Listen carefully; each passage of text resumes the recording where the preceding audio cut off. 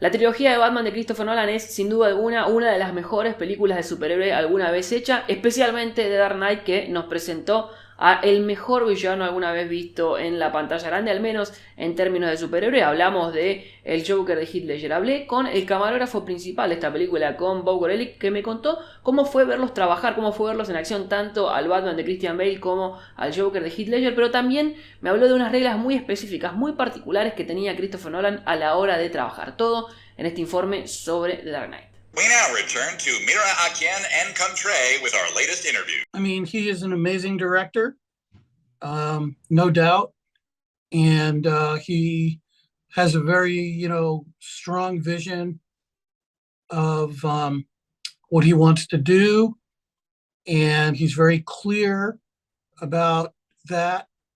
And you basically, just listen to him and do what he's telling you he wants.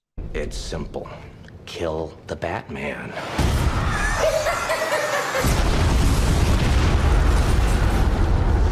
Chris Nolan really does not like the crew to be talking to the actors while they're on set, while they're working, because he doesn't like distractions. He's got a number of rules. One is no cell phones on set, no sitting on set, and no eating on set. Now, that doesn't mean you can't sit, can't eat, or you can't talk on your cell phone. It's just not on the set. You're there, his feeling is you're there to work, and that's a precious place, and he doesn't sit, he doesn't eat, he doesn't talk on the phone. So another thing is, talking to the actors, he'd prefer you go through him. His big thing is preparation. So he puts a lot of work into everything before you actually get there to film. And so he's very prepared. And he also gives his crew, ample time and resources to be prepared, so that when you get there on the day, there are no, or very few problems. This city deserves a better class of criminal. I'm gonna give it to him. No! They're very different actors, but they're both kind of method. That's We were shooting the first scene in the building in Chicago, the heist. I'm standing there. We have an IMAX camera on the Steadicam, and I'm standing there. Christopher Nolan is talking to me about what he wants me to do. And he's saying, like, well, okay, so you do this with Heath, like he's here. And I said, well, I don't see him. I didn't say that. I was thinking it. And suddenly I realized, oh my God, that's him.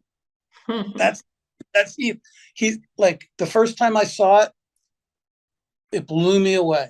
It was, I'd never seen anything like that. See, I'm not a monster. I'm just ahead of the curve.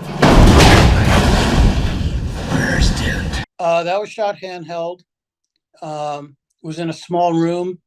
Again, it was not on a stage, but it was in a building that was like a stage. That was basically just, it was all him. He just performed. He just presented that performance. There was hardly any notes or, overt direction from Chris. Whatever directorial, instructions Chris Nolan had for Heath were usually given in advance, because there was not a lot of discussion on set. Like on some movies you work on, the director comes in after every take and has a conversation with the actor and gives notes. That didn't happen. It was almost like he just let them run with it, but I have a feeling that because he's all about preparation, Chris Nolan, I'm sure that he had great influence on this performance. It was just done in advance or in private.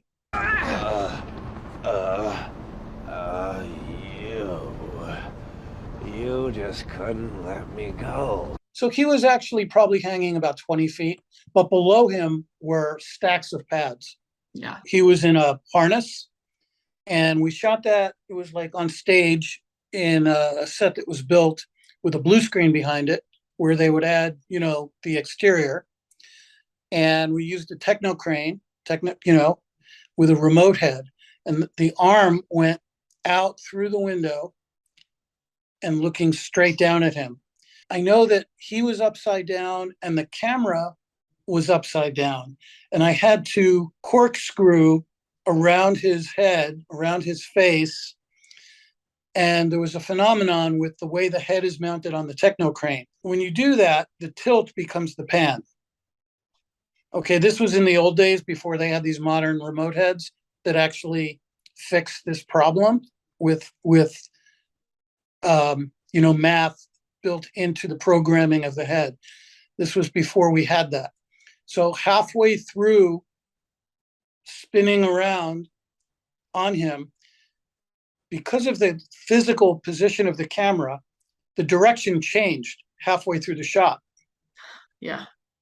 So we're like, oh my God, this is crazy, right? So I thought about it and said to Wally, he had to hit a switch that reversed the polarity of the axis. That's what and so I said, and now, and he'd flick the switch, and suddenly what I was doing would go in the other direction. Yeah. How many takes did it take you to learn that was the way? I'm gonna say 5 or 6. Okay. So it was quite a headache, I think, to do that iconic scene. Because 5 or 6 takes, when you have Heath Ledger hanging from his feet upside down, it feels like, an eternity. And, everyone was very nervous about hanging him upside down. He never complained once.